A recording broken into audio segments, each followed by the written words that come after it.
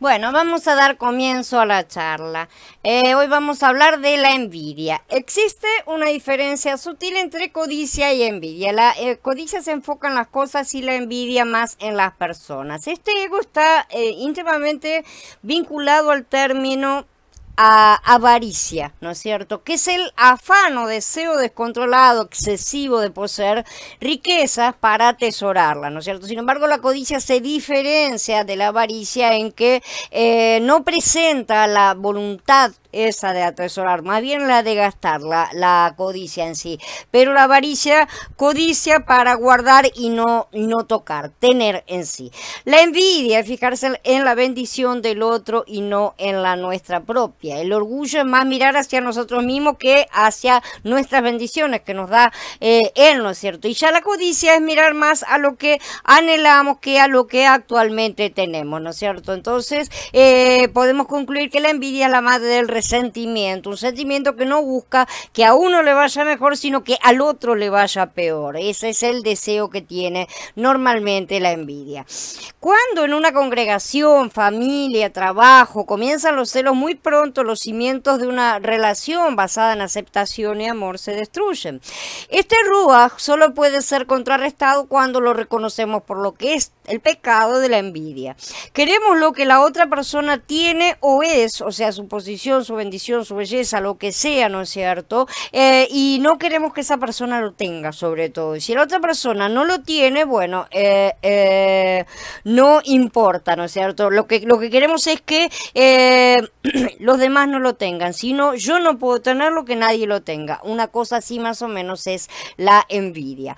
Entonces, si es verdad que en el universo existe un sistema de causa y efecto, ¿cuál es la paga para la envidia y la codicia? Esta es una gran pregunta porque seguramente cada uno de nosotros atraviesa etapas en las que nos quedamos atascados en aspectos negativos, ¿no es cierto? En mayor o menor medida. Si es en mayor medida necesitamos prestar atención. De manera simple, la paga son los mismos sentimientos. Por ejemplo, digamos que sentimos envidia. El castigo, por así decirlo, es la envidia en sí, ya que por nuestra envidia nunca vamos a estar satisfechos en la vida. Cuando sentimos envidia, sin importar lo que tengamos, incluso si es demasiado, ¿no es cierto? Puede sobrar y todo lo demás, siempre habrá alguien que tenga algo que queremos. Y por lo tanto no podemos apreciar aquello que ya tenemos, evidentemente. Ahora, ¿qué pasa cuando estamos en un estado de codicia, de envidia? En este estado nos volvemos prisioneros de nuestra búsqueda de riqueza y no podemos apreciar más nuestra vida tal como es.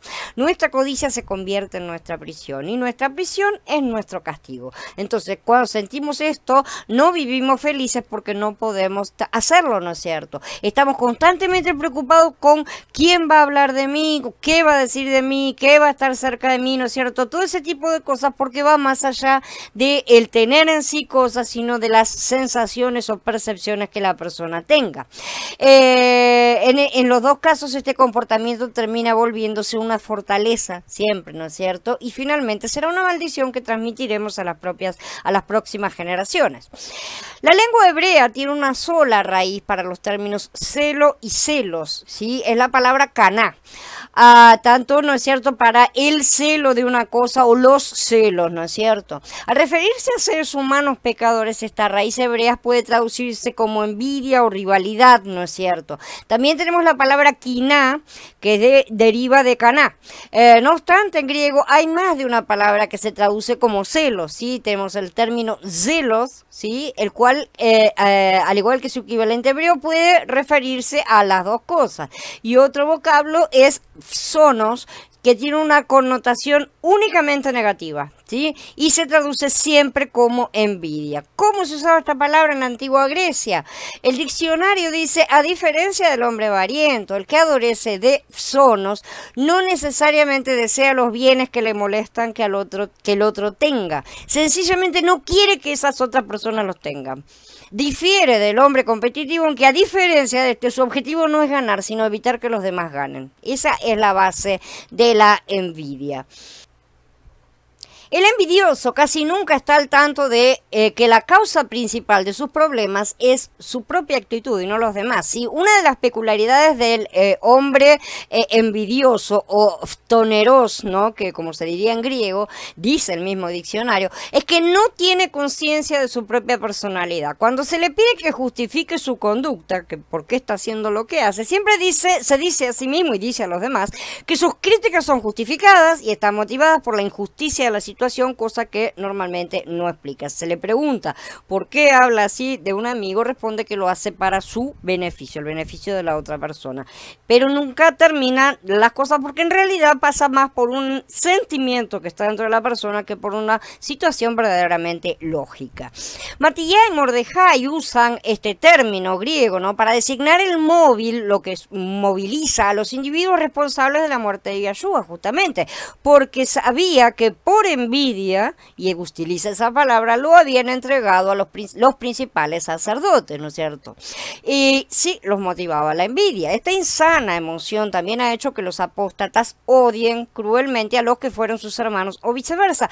Si alguien enseña algo diferente y no se conforma a las sanas palabras de nuestro maestro Yahshua el Mashiach y a la enseñanza que es conforme a la piedad, se ha llenado de orgullo y no sabe nada. Más bien delira acerca de controversias y contiendas de palabras de las cuales vienen envidia, discordia, calumnia, sospechas perversas y necias rencillas entre hombres de mente corrompida y privados de la verdad que tienen la piedad como fuente de ganancia, dice Shaul en Timoteo Aleph 6.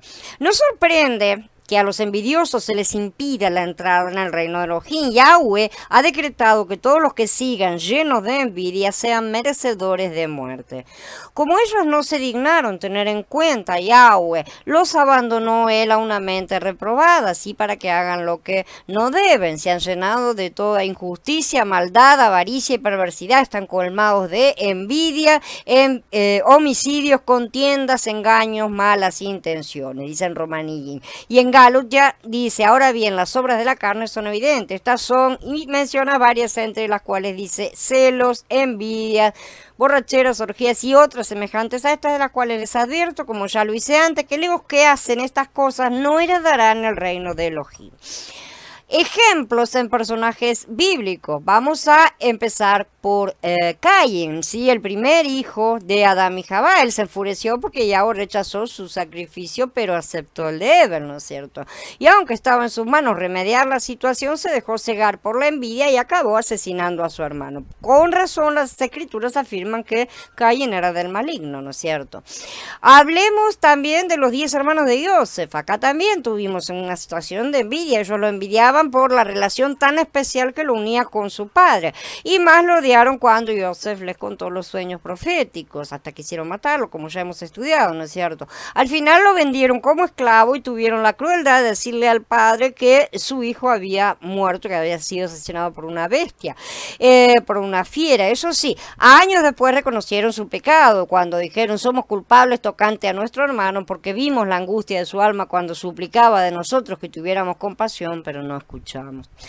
Por su parte, el rey Shlomo comprobó que la envidia no conoce límites. Una mujer cuyo bebé había muerto intentó que otra madre creyera que el bebé fallecido era el suyo, ¿no es cierto? Se celebró un juicio y la malvada mujer llegó al extremo de aceptar la idea de asesinar al bebé vivo. Sin obstante, Shlomo se encargó de que se lo devolvieran a su verdadera madre. Estos ejemplos bíblicos subrayan que la envidia solo conduce al desastre, al odio, a la injusticia e incluso al asesinato. Además, notemos que en todos los casos las víctimas no hicieron nada para merecer el trato recibido.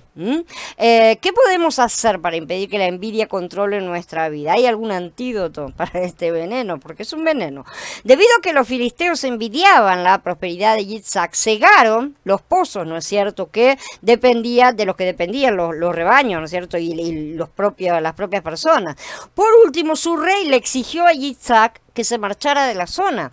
Adquirió rebaños y manadas y una familia grande, de modo que los filistinos los envidiaban, y los filistinos cegaron todos los pozos que los servidores de su padre habían cavado en los días de su padre Abraham, llenándolos de tierra. Y Abimelech le dijo a Yitzhak: sepárate de nosotros, porque te has vuelto demasiado grande para nosotros. Esto está en el capítulo 26 de Bereshit, ya también lo estudiamos. La respuesta favorable de la gente al mensaje de Yahshua suscitó la envidia de los sacerdotes principales y de muchos ancianos judíos.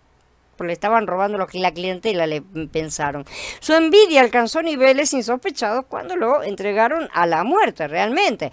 Después de esto, Yahshua siguió andando por el Galil. No quería andar por Yahudá porque los yahuditas lo buscaban para matarlo, dice Yahanan en el capítulo 7, ¿no es cierto? Y Matías también dice que los principales sacerdotes y ancianos del pueblo se reunieron a deliberar contra Yahshua para darle muerte. O sea que la cosa ya había pasado de límite. Abogar por enseñanzas que no están de acuerdo con las de Yahshua se hace por envidia en la actualidad. El principal interés del que las enseña no es la gloria de Elohim, ¿sí?, sino la promoción de su propia doctrina, sea cual fuere, gloria para la persona misma. El apóstol Shaul tuvo que contender con personas que tenían malos motivos ya en aquellos momentos, que predicaban a Mashiach por envidia. La envidia de esas personas puede llevar a que se intente representar a los verdaderos creyentes con falsos colores, ¿sí?, a calumniarlos, a socavar su trabajo, la influencia que provocan y demás, ¿no es cierto? Si alguien enseña algo diferente y no se conforma a las sanas palabras de nuestro Adón Yahshua, el Mashiach, y a la enseñanza que es conforme a la piedad, se ha llenado de orgullo y no sabe nada. Más bien delira acerca de controversias y contiendas de palabras, de las cuales vienen envidia, discordia, calumnias, sospechas perversas, etcétera, ¿no es cierto? Por esta envidia, entonces, intentaron desacreditar la reputación de Shaul y su autoridad apostólica. Quisieron desanimar y desalentar al apóstol, que para entonces estaba preso. Procuraban ganar prestigio en detrimento de Shaul, con el objeto de alcanzar sus fines egoístas. Algunos, a la verdad, dijo Shaul, proclaman al Mashiach por envidia y contienda. ¿Cómo se puede hacer eso? ¿No es cierto? Pero se hace. Pero otros lo hacen de buena voluntad. Estos últimos lo hacen por amor, sabiendo que me han puesto para la defensa de la buena noticia, mientras aquellos anuncian al Mashiach por contención, no sinceramente, pensando añadir aflicción a mis prisiones. Dijo, reclamó en Filipillín en el capítulo 1. ¿Por qué y cuándo hacemos comparaciones? ¿Quién de nosotros no conoce a alguien que es más atractivo, más simpático, más inteligente, tiene mejores calificaciones, mejor trabajo, mejor casa, mejor esto, mejor lo otro? No interesa o qué. O que tal vez sea una persona que goce de mejor salud, ¿sí?, que tenga un trabajo más gratificante, logre más cosas, tenga más bienes, ¿no es cierto? Lo que sea. Quizás tenga una vida perfecta que nosotros estamos observando. Si nos comparamos con alguien así, es inevitable realmente hacerlo. ¿Por qué debe el creyente evitar en sí las comparaciones? ¿Y cómo podemos sentirnos satisfechos sin compararnos con los demás? ¿Por qué? Vamos a preguntarnos básicamente, nos comparamos. En primer lugar, una explicación sostiene que es para conservar o aumentar la autoestima, ¿sí?, que al ser humano le gusta comprobar que tiene tanto éxito como sus semejantes. También se ha afirmado que las comparaciones sirven para despejar dudas sobre nosotros mismos, porque nos permiten tener una idea de lo que somos capaces de conseguir y cuáles son nuestros límites. Pero como vemos, estas cosas son centradas en nosotros mismos, ¿sí? Cuando observamos los logros alcanzados por personas que en muchos aspectos son como nosotros, llegamos a la conclusión de que podemos cumplir metas parecidas, dicen los humanistas. Así que, ¿en qué campo suelen hacerse estas comparaciones? Por lo general, respecto a cualquier posesión, atributo, algo que sea considerado valioso, ¿no es cierto? Que se le dé un cierto valor en la comunidad, como la inteligencia, la belleza, la forma de vestir, la riqueza, ¿no es cierto? Todas esas cosas tan valiosas para la sociedad. Y tendemos a compararnos en los aspectos que obviamente nos interesan. Probablemente no vamos a envidiar el tamaño de la colección de estampillas de alguien, ¿no es cierto? A menos que nos interese la filatelia, pero esas cosas son completamente secundarias y no nos interesan. Las comparaciones provocan toda una gama de reacciones, y desde la alegría hasta la depresión, desde la admiración y el afán de imitar que seguir un cierto camino es bueno, hasta el malestar y el antagonismo directamente. Algunas de estas emociones son perjudiciales y además incompatibles con las cualidades básicas de los creyentes. Comparaciones competitivas. Muchos de los que tratan de sobresalir al compararse con los demás manifiestan un ruido de competencia, que sabemos de quién proviene. Quienes quieren ser todos, ¿no es cierto?, los mejores, no están satisfechos hasta que lo logran. ¿De quién nos hace acordar esto? No es agradable normalmente estar con este tipo de personas porque la amistad con ellos siempre resulta forzada y la relación es tensa. No solo le falta humildad, sino que además tampoco ponen en práctica el consejo bíblico de amar al prójimo, ya que su actitud fácilmente puede hacer que los demás se sientan inferiores y humillados. Este proceder suele herir sentimientos de personas. Según cierta escritora, dice: nuestros fracasos son más dolorosos cuando parece que las personas que están en nuestra misma situación han obtenido los bienes a los que nosotros aspiramos. Esto es competitividad y envidia, por lo que vemos que de un rubas competitivo surge la envidia, el resentimiento, el malestar para con los demás, ¿no es cierto?, a causa de sus posesiones, prosperidad, posición social, lo que sea. Esto a su vez origina más rivalidad y termina formando un círculo vicioso. Evidentemente, las escrituras condenan que estemos promoviendo competencias, como dice en Gálatas en capítulo 5. A fin de proteger su autoestima herida, el envidioso desprecia los logros de los rivales, ¿sí? Los achica, digamos, ¿no? Porque de esa manera se puede sentir un poco mejor. Este tipo de reacciones tal vez no parezcan tener tanta importancia, pero si no se reconocen y controlan puede terminar en ofensas intencionadas, ¿sí? Analicemos los dos relatos bíblicos que muestran las consecuencias de la envidia. Mientras Yitzhak residió entre los filisteos, ¿sí?, fue bendecido con rebaño de ovejas, manada de ganado vacuno, una gran servidumbre, de modo que los filisteos empezaron a envidiarle. ¿Cómo reaccionaron? Cegaron los pozos, como vimos recién, ¿no es cierto? Y además el rey le pidió que se retirara, que se fuera de esas tierras. La envidia de aquella gente fue maliciosa y fue destructiva. No pudieron soportar que Yitzhak gozara de prosperidad en medio de ellos. Y ni siquiera se quedaron con los pozos, o sea, no, los taparon de tierra y no sirvió absolutamente nada para nada. Siglos después, David se distinguió en el campo de batalla. Las mujeres de Israel loaron sus gestas, ¿no es cierto?, todas sus cosas, las que lograba. Saúl ha derribado sus miles y David sus decenas de miles. Y Saúl, aunque estaba recibiendo alabanza, consideró humillante la comparación y empezó a comerle la envidia, literalmente. A partir de ese momento comenzó a ver a David con malos ojos y poco tiempo después llevó a cabo el primero de varios intentos de asesinarlo. Así que cuánta maldad puede desencadenar realmente la envidia. Esto está en el capítulo 18 de Shemuel Aleph. Así entonces, al compararnos con otras personas, con sus proezas, sus logros, lo que sea, si notamos que afloran en nosotros sentimientos como la envidia o la competencia, inevitablemente, así que tengamos cuidado, no son necesarias esas comparaciones. Estas son emociones negativas incompatibles con el modo de pensar de Yahweh. Pero antes de examinar cómo rechazar estas actitudes, vamos a analizar otro factor que genera comparaciones: la evaluación personal y la satisfacción. Sí, la cosa es: soy inteligente, soy atractivo, soy competente, soy respetable, amable, dependiendo de lo que cada uno valorice, ¿no es cierto? Estoy bien, hasta qué punto estoy bien, ¿no es cierto? Rara vez nos colocamos delante del espejo y nos hacemos estas preguntas, un espejo simulado, ¿no es cierto? La persona que no está segura de lo que es capaz de lograr, tal vez reflexione sobre estos temas sin ánimo competitivo ni asomo de envidia.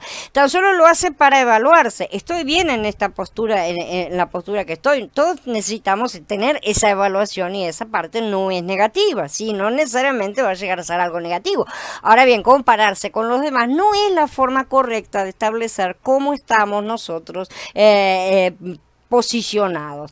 Nuestras aptitudes varían mucho dependiendo de un sinnúmero de factores y por lo tanto en vez de observar con envidia aquellos que a los que parece que les va mejor, ¿no es cierto? Que siempre va a haber. Ciertamente siempre va a haber. Deberíamos medir lo que somos según las normas justas de Elohim, las cuales constituyen una guía confiable de lo que es bueno y recto. Yahweh está interesado en lo que somos a nivel individual, si no necesita compararnos con nadie. Él no nos creó para comparaciones, nos creó a nosotros, a cada uno lo creó como lo creó. Si Shaul nos aconseja, así que examine cada uno su obra y entonces tendrá motivo de orgullo solo en sí mismo y no en otro. ¿Sí? Esto está en Galut y Ased también. Como todos somos imperfectos, es posible que tengamos que librar una batalla intensa y sin cuartel contra la envidia, porque vivimos demasiado rodeados, ¿no es cierto? Y este sistema es sumamente competitivo. Una cosa es saber lo que dicen las escrituras en cuanto a mostrarse honra unos a otros, llévenla a la delantera, ¿no es cierto? Y otra muy distinta es ponerla en práctica. Saúl reconocía su tendencia hacia el pecado, ¿no es cierto? Para luchar contra ella tenía que golpear su cuerpo y esclavizarlo, dice Romanillim, y también en Corintinim Aleph. En nuestro caso tal vez implique rechazar los pensamientos competitivos y sustituirlos por otros más positivos. Tenemos que pedir a Yahweh que nos ayude a que nadie se estime más de lo que conviene, sino que se estime con sensatez, conforme a la medida de fe que Elohim repartió a cada uno. También sirven de ayuda en estas cosas, obviamente, el estudio de las escrituras y la meditación en la palabra, ¿no es cierto? Entonces, ¿siempre está mal compararse con los demás o hay ocasiones en que podría ser apropiado? Muchas veces las comparaciones llevan a amargura y depresión, ¿no es cierto? Pero no siempre tiene que ser así. A este respecto notamos el consejo de Shaul: sean imitadores de los que mantienen fe y paciencia, de los que mediante fe y paciencia, heredan las promesas. Así que eso nos pide imitar ciertas cosas, ¿sí? Entonces hay que comparar, estar viendo a la otra persona qué es lo que está haciendo para poder ser imitadores. Entonces es bueno esforzarse para cultivar cualidades como la de los siervos fieles de Yahweh de los tiempos antiguos. Claro que a fin de lograrlo tal vez tengamos que hacer algunas comparaciones, pero esas nos van a ayudar a ver estos ejemplos que tenemos que imitar, aspectos que tenemos que mejorar. Todo eso es positivo. Pensemos en el caso de Yahonatán, el amigo de David, ¿no es cierto? Podría decirse que tenía motivos para tener envidia, ¿sí? Siendo el hijo mayor del rey Saúl, ¿no? Seguramente hubo un tiempo en el que debe haber esperado ser rey, pero Yahweh eligió a un hombre 30 años más joven que él, sea David. En vez de resentirse, Yahonatán se distinguió por brindar a David su amistad y apoyo como rey designado de Yahweh. Fue un hombre verdaderamente espiritual, ciertamente, y así es mencionado. A diferencia de su padre, sí, que vio a David como un rival, Yahonatán reconoció la dirección de Yahweh y se sometió a su voluntad. No se comparó con David ni preguntó por qué él y no yo, que es la pregunta básica de la envidia, ¿no? Entre los creyentes jamás deberíamos sentirnos amenazados, como si los demás estuvieran tratando de superarnos o de quitarnos el puesto.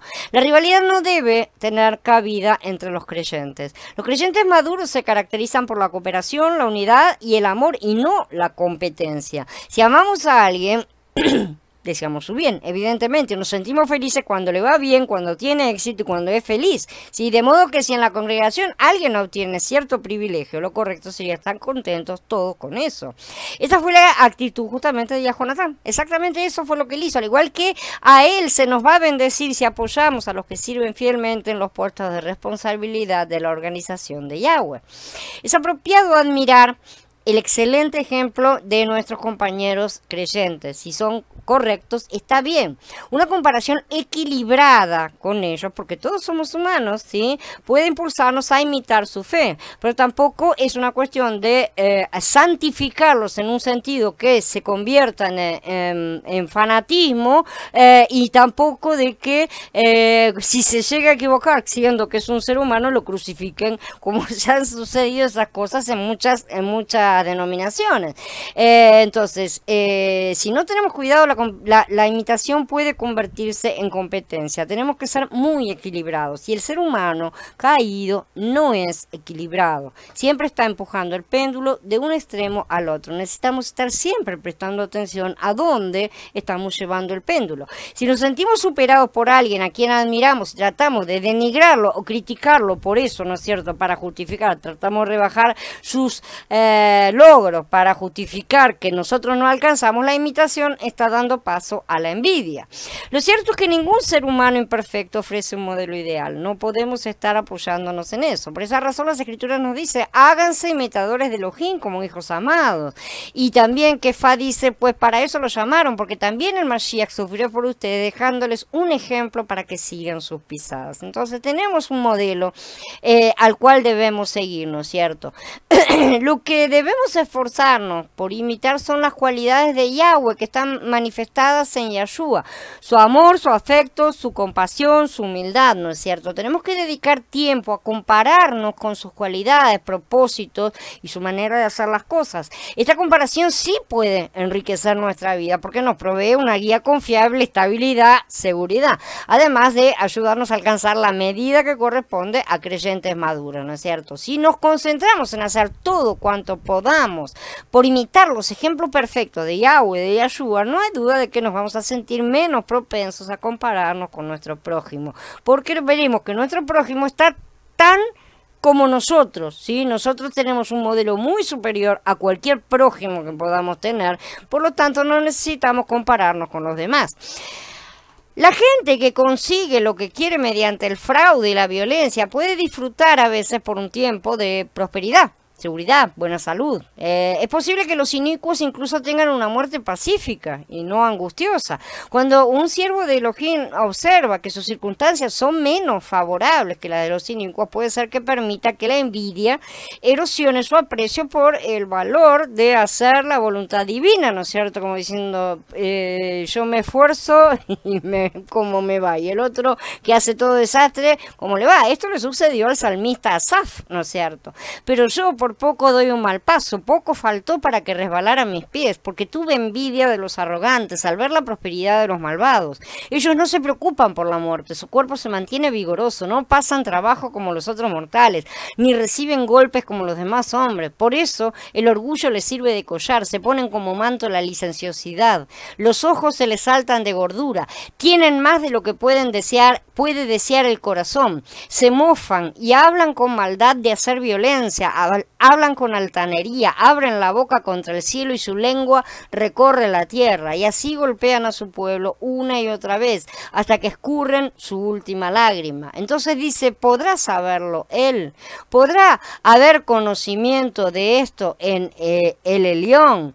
Y estos que son tan malvados siempre prosperan y amasan riqueza, completamente en vano he limpiado mi mente y he lavado mis manos de inocencia, pues he recibido azotes cada día y castigos todas las mañanas.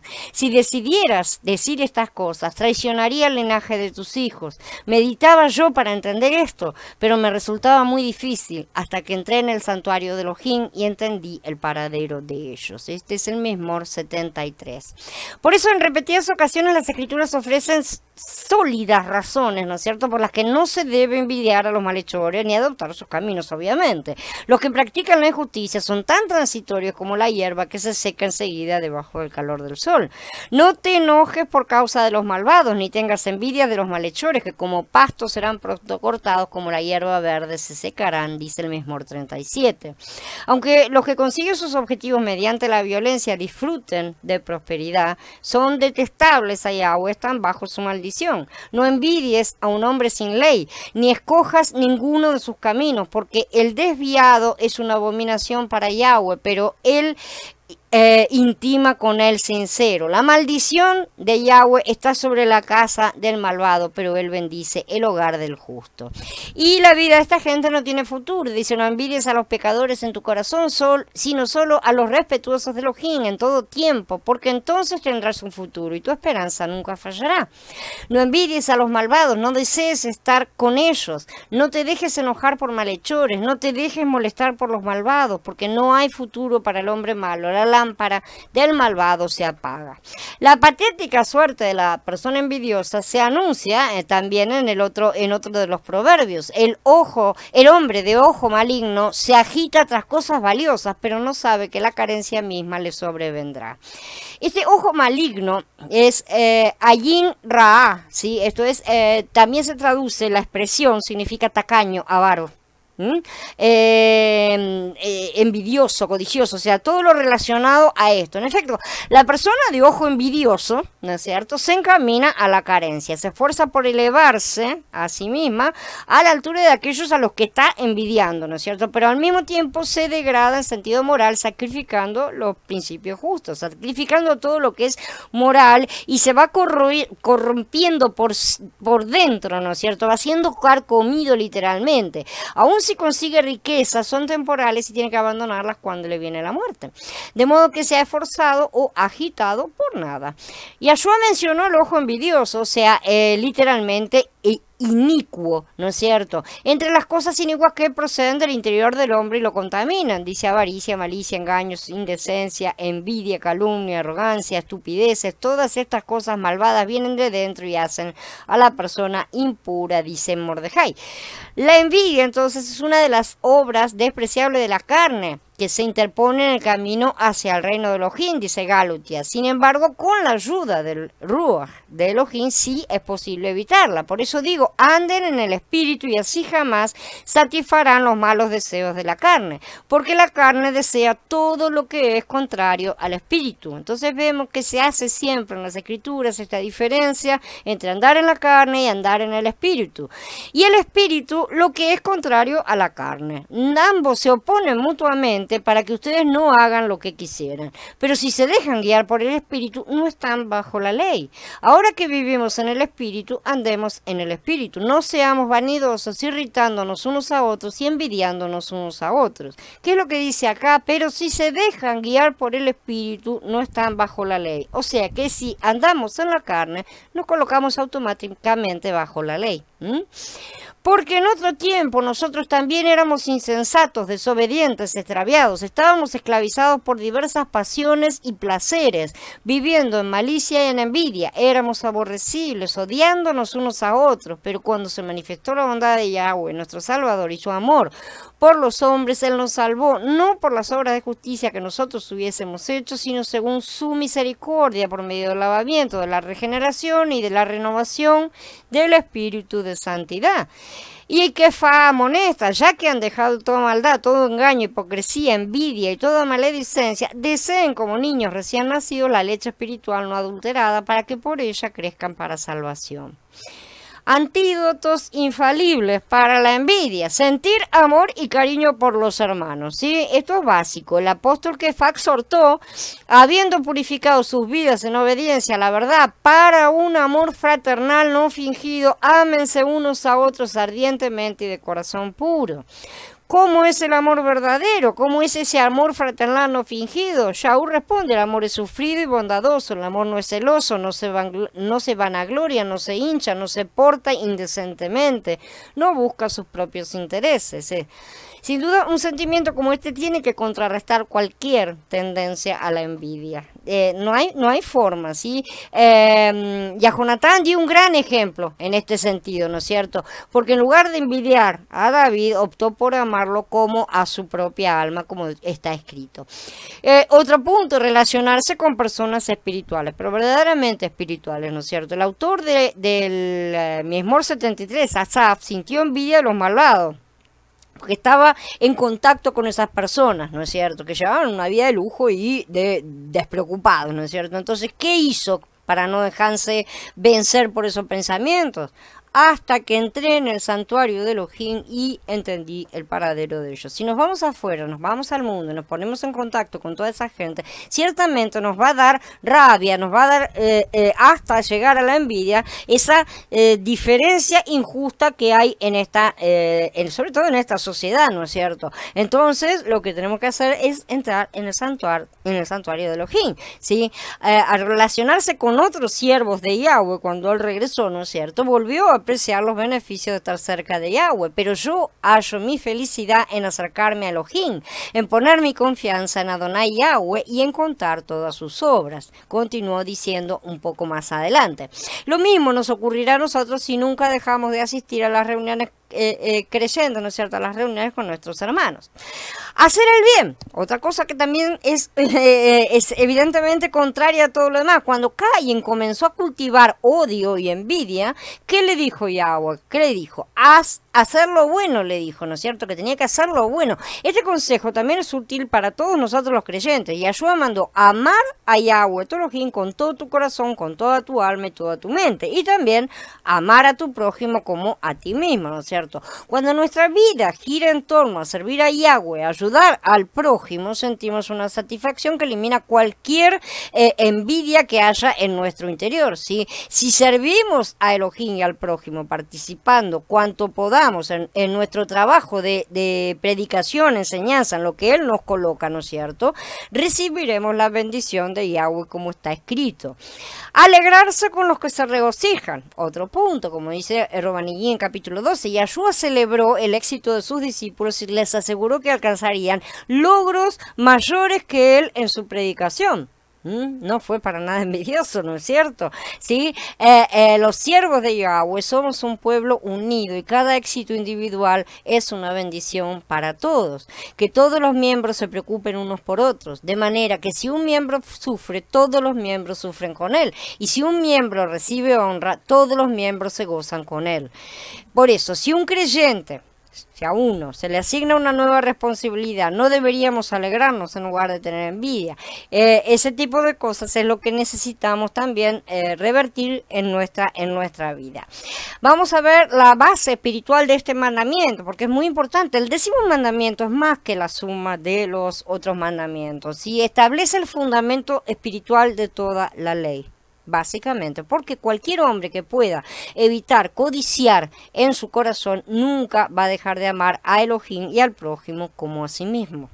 El que no codicia nunca va a usurpar el lugar de Elohim en violación al primer mandamiento. Esa persona no va a tener idolatría del corazón en violación del segundo mandamiento. Nunca va a tomar el nombre de Elohim en vano a través de cualquier juramento de inocencia o en violación al tercer mandamiento. ¿Sí? Nunca le robará tiempo a Elohim ni se va a impacientar con el plan divino de la profecía, ni va a dejar de descansar en él todo el tiempo en violación al cuarto mandamiento. Él no robará a sus padres terrenales ni tampoco a su Padre Celestial el honor que les corresponde, violando el quinto mandamiento. En otras palabras, siempre va a amar a Elohim con todo su corazón, alma y fuerza, porque su corazón no codicia.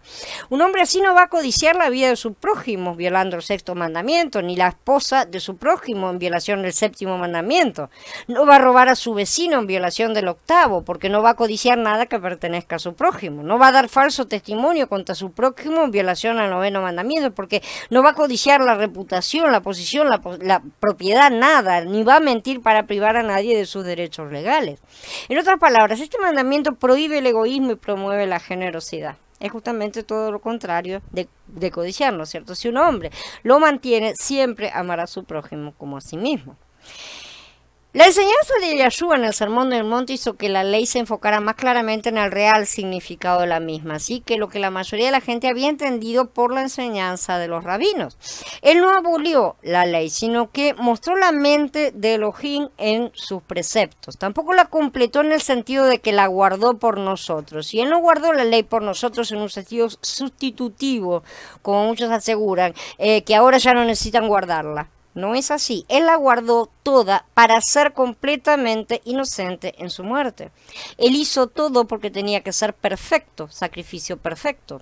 Y él la guardó toda en ese sentido. De esa manera pagó la deuda de todos nosotros. Él la guardó sustitutivamente, la guardó por cada uno, ¿no? Eso no fue. Él se constituyó en sacrificio perfecto, habiendo hecho todo de forma perfecta. Eso no quiere decir que tiró la ley a la basura. ¿Cómo podría si los mismos deseos malvados y codiciosos continúan en el corazón de todos los humanos? Si lo hubiera tirado a la basura, entonces ¿qué hacemos? Incluidos los creyentes que creen que ya han alcanzado toda victoria.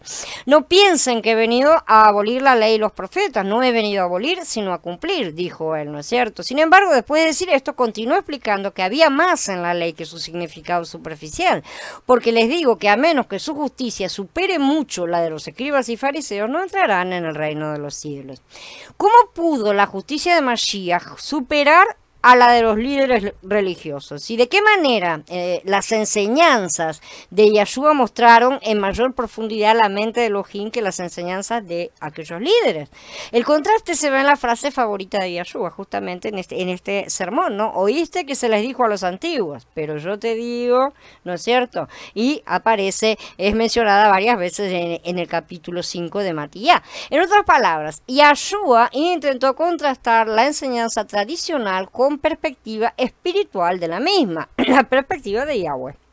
Al hacerlo, él no abolió la ley de ninguna manera, sino que dio una comprensión más profunda y más elevada de la misma. Lo hizo al integrar cada una de las leyes con el 10º mandamiento. En todas ellas tiene que estar el 10º mandamiento. Con respecto al asesinato, mostró que los hombres podían cometer un asesinato en su corazón, ¿no es cierto? Incluso si en realidad no mataban literalmente a alguien. Insultar a otros es como asesinar, aunque tales personas codician, codician la reputación de otra persona y degradan su propia vida.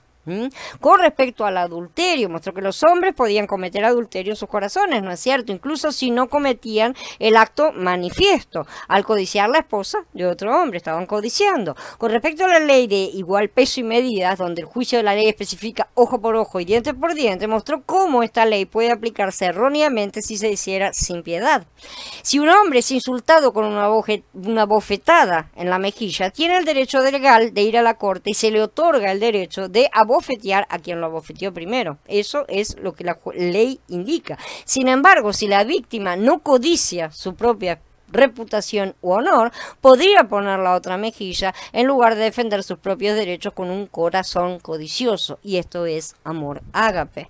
Eso traería, amontonaría brasas encendidas en la cabeza de la otra persona. Con respecto a amar al prójimo y odiar al enemigo, mostró que los hombres también lo habían malinterpretado. Si no estaba permitido por la ley odiar a cambio, ¿sí? Ni era un deber odiar a los no israelitas. Aquellos que tienen dobles estándares, ¿no es cierto?, para los israelitas y los extranjeros, son culpables de codicia colectiva, porque piensan egoístamente que Elohim les ha dado el derecho de negar a los extranjeros la igualdad de justicia o los derechos humanos. Todos estos ejemplos nos muestran que la ley es espiritual y que debe guardarse junto con el 10º mandamiento. Elohim discierne los corazones de los hombres y no meramente sus acciones. Pero debido a que las cortes terrenales solo podían juzgar las acciones de los hombres, ¿sí?, muchos pensaron que solo las acciones abiertas podían clasificarse como un pecado. Yahshua demostró que hay un tribunal superior que juzga los corazones de los hombres cuando los tribunales terrenales son incapaces de hacerlo. De hecho, cada vez que los hombres apelan a la Corte Suprema en el cielo, deben esperar que Elohim juzgue a todos los involucrados, ¿sí?, que lo hemos dicho varias veces, incluidos los testigos, con igual justicia en base a todas las pruebas, incluidos los motivos de cada corazón. La codicia de la autoridad sobre los demás es uno de los problemas más básicos que abordan las escrituras. El problema realmente se centra en conocer el llamado de uno y estar contento en desarrollar ese llamado, ¿sí? La madre de 2 de los discípulos de Yahshua una vez solicitó el más alto honor y autoridad para ser otorgados para sus hijos, ¿no es cierto? Entonces se le acercó la madre de los hijos de Zabdai con sus hijos y se postró ante él para pedirle algo. Él le dijo, ¿qué deseas? Ella le dijo, ordena que en tu reino estos 2 hijos míos se sienten, uno a tu derecha y el otro a tu izquierda. Esto está en capítulo 20 de Matiyá. Y Yahshua le dijo que tal autoridad venía con gran responsabilidad, pero al final es para aquellos a quienes ha sido preparado por mi Padre. No tenía, ¿no es cierto? Y Yahshua aprovechó la oportunidad para explicar la diferencia entonces entre las ideas de autoridad de los hombres y la verdadera autoridad de Elohim. La autoridad carnal del hombre codicia sirvientes y más sirvientes. Para Elohim los que están en autoridad son los siervos. Cuanto mayor es la autoridad, mayor es la capacidad de servir. Entonces Yahshua los llamó y les dijo, ustedes saben que los gobernantes de los gentiles se adueñan de ellos y que los grandes ejercen autoridad sobre ellos, pero entre ustedes no será así. Por el contrario, el que quiera ser grande entre ustedes debe hacerse servidor de los demás, y el que anhele ser el primero entre ustedes debe hacerse servidor de ustedes. Igual que el Hijo del Hombre, que no vino para que le sirvan, sino para servir y para dar su vida en rescate de muchos. Aquellos que codician la autoridad no deberían tenerla porque la van a usar mal y van a oprimir a la gente. Esos que desean mucho la autoridad normalmente la van a aplicar mal. Cuando Israel deseaba un rey como las demás naciones, recibieron un rey divinamente designado que rápidamente adoptó la noción de autoridad que era común entre las naciones. Ellos querían un rey como las naciones, tuvieron uno. Estaba arraigada esa noción, ¿no es cierto?, en la codicia basada en el interés propio. Sin embargo, Israel solo tuvo lo que pidieron. Ahora designa un rey para que nos juzgue como todas las naciones. Pidieron ellos. Yahshua dijo que los gobernantes de las naciones los dominan, ¿sí? Y ese es el tipo de rey que Saúl era. Él era un tomador, como muestran los siguientes pasuquín. Tomará a sus hijas como perfumistas, cocineras y panaderas. Tomará de ustedes sus mejores campos, viñas y olivares, y se los dará a sus cortesanos. Tomará 1/10 parte de los granos y las uvas de ustedes y se los dará a sus eunucos y cortesanos. Tomará a los esclavos y esclavas de ustedes, sus mejores jóvenes y sus asnos, y los pondrá a trabajar para él. Tomará 1/10 parte de los rebaños de ustedes y ustedes vendrán a ser esclavos de él. En otras palabras, Saúl codiciaba la propiedad de otros pensando que su posición como rey le daba el derecho a tomar propiedad de otros para su propio uso y para el uso de sus sirvientes, ¿no es cierto? Serían sus empleados de gobierno. Esta mentalidad continuado durante toda la historia de la humanidad. Es lo que creen la mayoría de los gobernantes, tengan corona o tengan votos, ¿sí? No importa el sistema. Las personas mismas habían rechazado el gobierno directo de Elohim, tal vez sin darse cuenta de que estaban codiciando el derecho de Elohim a gobernar la nación, pero realmente lo desecharon. Su carnalidad personal engendró carnalidad gubernamental. Las personas obtuvieron un rey codicioso que actuó con la codicia de los corazones de la gente. Obtuvieron lo que pidieron. El rey Saúl fue coronado el día de la cosecha de trigo, ¿no es cierto? Esto ya lo estudiamos en el capítulo 5 de la serie, el trigo y la cebada del trigo y las uvas, ¿no es cierto? Este fue el día en que se ofreció a Elohim la nueva ofrenda de trigo y fue la fiesta de la semana conocida como Shavuot. Por lo tanto, Saúl era un tipo de la iglesia bajo Shavuot. Por esta razón, a Saúl se le dio el don de profecía en su momento, de acuerdo con las palabras de Shemuel. Entonces, el espíritu del ladrón vendrá sobre ti poderosamente y profetizarás con ellos y serás convertido en otro hombre. El reinado de Saúl profetizó el tipo de liderazgo que la iglesia vería bajo la unción de Shavuot.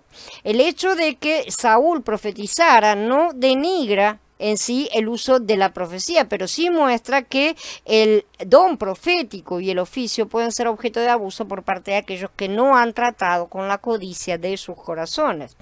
Los dones espirituales son buenos y deben ser codiciados en un buen sentido, pero cuando estos dones se usan para obtener siervos en lugar de ser siervos, ¿sí?, violan el 10º mandamiento. Muchos ministros de Elohim genuinamente dotados han llegado a verse a sí mismos como merecedores de riqueza debido a su llamamiento o ministerio o su posición, delirios de mesianismo, ¿no es cierto?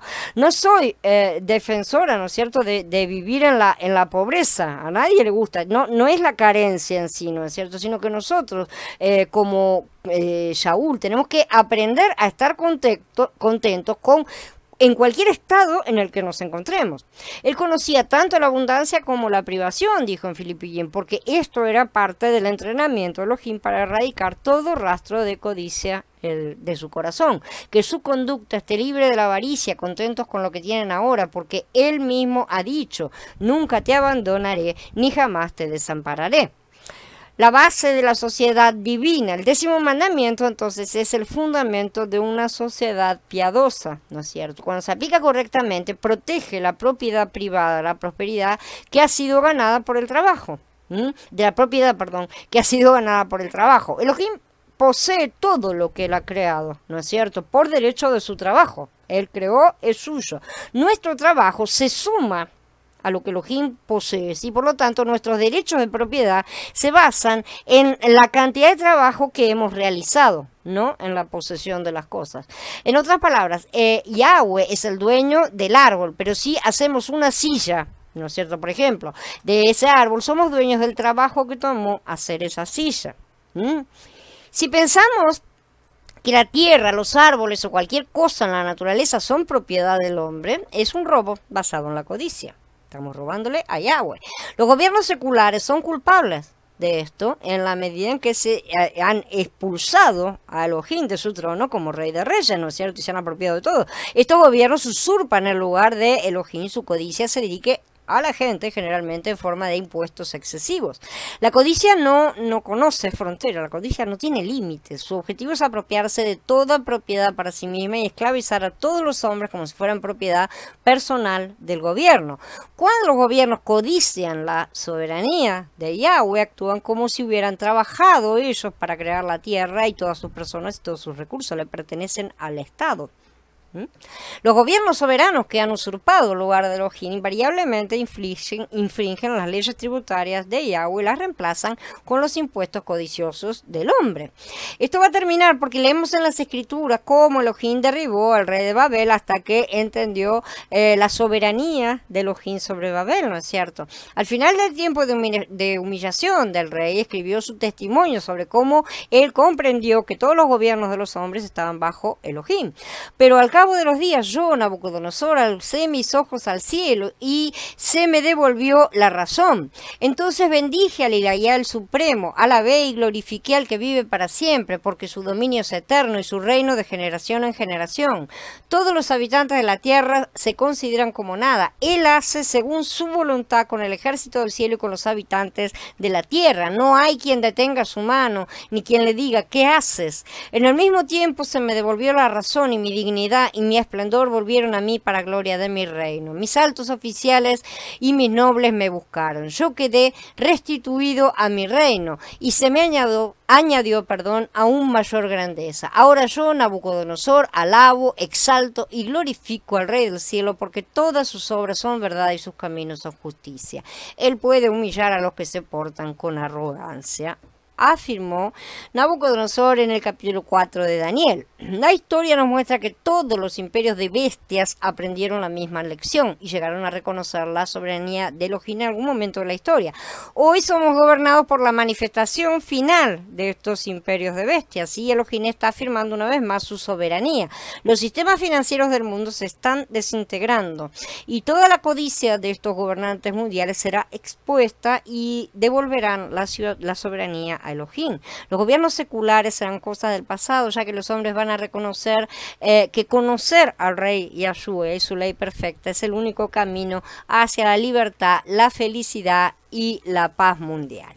Bueno, habiendo terminado ahora esta accidentada charla, quedo a disposición de ustedes para comentarios y preguntas, si consigo verlos, porque esa es la otra. Esa persona toma personas, a ver si lo entiendo el concepto, es medio complicado. Toma personas X, ¿no es cierto? Personas que ella compara con otras que a su criterio son personas malvadas. O sea, esa persona está haciendo una comparación denigrante de estas personas, ¿no es cierto? Si es lo que yo entiendo. Esa persona ciertamente algún problema tiene, sí, está haciendo algo que no está correcto, ¿no es cierto? En cuanto a denigrar a esa otra persona. Evidentemente debe tener algún problema, pero no sé qué tipo de problema exactamente. Entonces habría que ver si eso se trata de envidia o no. Está un poco medio rebuscado. Habría que buscar realmente dentro de la situación misma. Una persona que se dice a sí mismo, no soy buen tipo y me va bien, ¿qué sería? Un inicuo, básicamente. Son todos los que están arriba en el poder, ¿sí? Ellos saben que no son buenas personas. Sí, la envidia tiene muchas características, ¿no es cierto? Porque el denigrar a la persona, a la otra persona, es una forma de levantarse, el que se siente abajo. No siempre es que esté abajo. Las personas normalmente tienden a competir con cosas que en su cabeza están, ¿no es cierto? Porque consideran, porque envidian, desean, codician el reconocimiento que puede llegar a recibir la otra persona en algún momento. ¿Sí? Normalmente todas estas cosas están relacionadas con muchas otras, como por ejemplo un problema de rechazo básico, cosas que vamos a estudiar un poco más adelante también, ¿no es cierto? Se da toda una serie de cosas juntas, todo comportamiento tiene causas por detrás. ¿Sí? Entonces, comprender las causas nos ayuda mucho más a cortar la raíz. Porque si cortamos las ramas, el árbol sigue creciendo, ¿no es cierto? A veces podemos cortar las ramas. Por eso es lo que la mayoría de los cristianos hacen. Barren un poquito, limpian, ¿no es cierto? Así cortan, podan un poco y listo. Pero no es, sigue creciendo. Vuelve a crecer y vuelve a brotar, ¿no es cierto? El mismo árbol. Hay que buscar la raíz, dónde está, y cortar la raíz de una vez para todas. ¿Puede un hermano, dice Carla, puede un hermano en la fe envidiar a otro porque piensa que por haber sido muy pecador, no tiene autoridad para ministrarlo hoy? En realidad, acá se dan varias cosas juntas, porque lo que está negando es la eficacia del perdón de Yeshua, por empezar. ¿No es cierto? Y sí se puede dar una situación también de rebeldía, en el cual la persona no acepta al que lo está administrando. O sea, son varias cosas juntas, total. Ahora, lo que sucede en sí es que la envidia requiere una cierta convivencia, y acá el ejemplo está medio planteado en seco, ¿no es cierto? Sin personas reales. Entonces, al estar así, no sabemos si es la envidia lo que está provocando eso. A lo mejor es simplemente la rebeldía de la persona. ¿Me explico? Pueden ser varias las causas de ciertas cosas. Dice Blanca, este mandamiento en verdad transgrede otros mandamientos, ejemplo, robar, adulterar, mentir, incluso hasta asesinar. No lo había visto así hasta ahora. Este mandamiento es el que está en la esencia de todos y cada uno de los mandamientos. Es la parte esencial, está debajo de todo. Por eso digo que es a veces difícil identificar, ¿no es cierto? Porque puede haber otras transgresiones también funcionando todas juntas, ¿no es cierto? Entonces hay que ver todas esas cosas, pero siempre hay codicia y siempre hay envidia, que es lo mismo, que son dos formas, ¿no es cierto?, de manifestarse esto, pero ciertamente sí hay una codicia de algo que la persona no tiene. Por ejemplo, ese hermano que cree que la otra persona que fue muy pecador y ahora ha sido salvo y todo lo demás, ¿no es cierto?, y está predicando salvación, como por ejemplo el caso que había contado Andrés el otro día, de esa persona que mató al padre y al hijo y que fue perdonado por la familia, ¿no es cierto?, y hoy es un predicador que da testimonio y salva personas. Si alguien fuera esa persona, no estoy hablando de ningún pariente, estoy hablando de alguien cualquiera, va a esa persona y considera que esa persona no lo puede ministrar, ¿no es cierto?, se está considerando a sí mismo por encima de la persona y está codiciando lo que la otra persona tiene, por así decir, porque no le acepta, no le reconoce que esa persona recibió lo que a él con certeza interiormente está pensando que le correspondería mejor porque es mejor persona, ¿no es cierto?, por así decir. Entonces siempre está la codicia por detrás de todos los males, y todos los males sabemos que se entrelazan entre sí. Una vez que abrimos el corazón a una cosa, comienzan a entrar todas las otras, ¿sí? Por eso es que Mashiach dice justamente que dejar la puerta abierta de la casa hace que vengan 7 más. Porque una vez que uno acomete un pecado, vienen 7 más. Como lo dijimos la otra vez de forma simple, el que roba enseguida tiene que mentir, puede llegar a matar, va a salir a adulterar, va a consumir ese dinero mal logrado en vicios. Entonces, una cosa lleva a la otra. Ciertamente. Y la codicia es lo primero. La codicia empieza en el pensamiento. ¿Dónde empieza el pecado? En el interior del hombre. Todos los pecados salen del corazón, no hay nada que venga de afuera. Por eso es que las cosas externas en sí son el final de un proceso que comenzó inicialmente en nuestro corazón. ahí es donde nosotros necesitamos atacar. Ese es el momento, como todas las cosas, ¿no es cierto? ¿Cómo hacemos para atacar una enfermedad, ¿no es cierto? Una cosa para que no se propague todo lo demás. Lo agarramos cuando apenas comienza, no lo dejamos que se extienda, ¿no es cierto? Completamente, hasta que llegue un momento en que ya no hay nada que hacer. Esa es la cosa. Shalom, Jorge. Entonces las tomamos en ese principio. Necesitamos ir siempre a la raíz. Recuerden que mañana tenemos las reuniones de oración, ¿sí? Después vamos a estar también charlando, probablemente mañana ya estemos empezando a hablar un poco acerca de las cosas que han sucedido. Eso lo vemos después, si lo hacemos mañana o pasado, mañana tal vez lo hagamos mismo.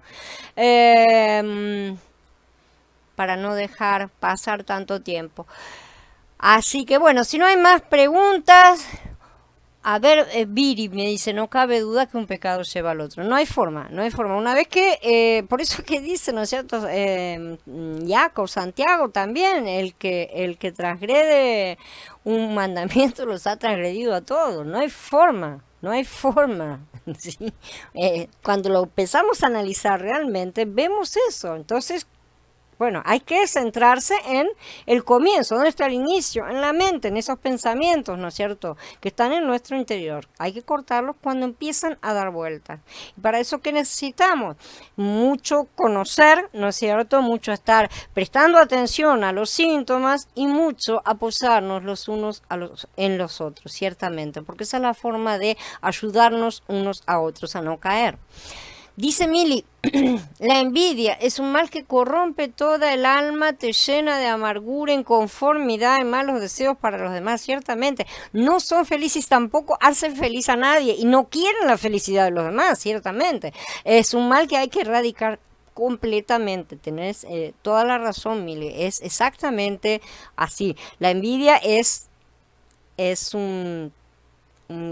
qué sé yo, es un bicho que corrompe, es una cosa que come por dentro, es un mal, ¿no es cierto? Es un ácido que nos corrompe y sacarlo rápido, exactamente, sacarlo rápido porque eso se propaga de una forma muy rápida, ¿no es cierto? Y trae muchas contiendas, disensiones, discusiones que no deben suceder ciertamente.